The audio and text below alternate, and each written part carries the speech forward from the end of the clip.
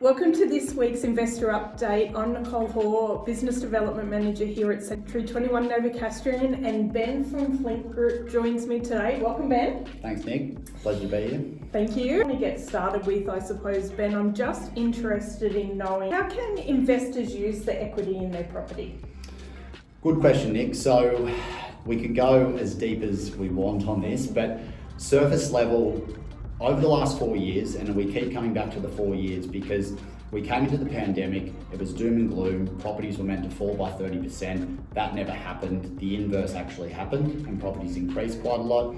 In a lot of cases, they have tapered off a little bit, which is all part of the property cycle. These are all standard things, but the property market nationally has increased by just under 40% in the last 4 years. So that's a massive value increase, okay? So if you are holding a property that is $600,000, it's gone up considerably. If your mortgage is interest only, that wouldn't have gone down. The property value goes up, your equity split in the property has increased, and you could actually use that equity to pull out, to renovate the property, buy another property, do something more lifestyle focused, share investment. There's a lot of options there. But yeah, that is open to investors that have one or two properties that are wanting to pull some money out. And as I said, it could be for a small capital improvement to the property, small renovation that might actually increase the rental return. Yeah. Let's talk from a finance perspective. What are you predicting for the rest of 2024? Yeah, this is an interesting one. So I think it's important to note that the last rate rise we had was in November 23. And prior to that, almost every month for 12 months, we had rate rises. So the holding cost for property, the largest holding cost is definitely the mortgage.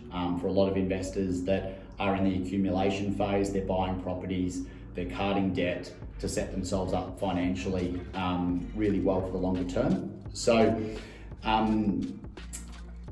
predictions, at the moment we've got days on market increasing. So when an agent lists the property to sell, it's now taking longer. Between September 23 and March this year, the days on market for Metro have increased from 30 to 36 on average nationally, and for regional properties from 43 to 50. So the significance for buyers is that it's a more buyer-focused market. The vendors and the sellers aren't necessarily in the same level of control that they've previously had, which will mean that people still need to sell property. Buyers can now go in and offer potentially a more competitive deal, some good terms to secure a property.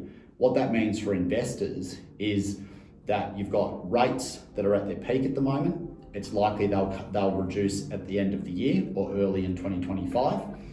And you've got a bit of a lull at the moment. You've got the RBA that's not going either way in terms of their messaging, in terms of what they're releasing to the general public. And so you've got us in a holding pattern. You've got a buyer that's more in control. You've got rents that are increasing. You've got the potential for mortgage costs to reduce next year. So it is a really good time for people to assess their next move without the mad rush that is going to happen when rates do come off. There's more buyer sentiment.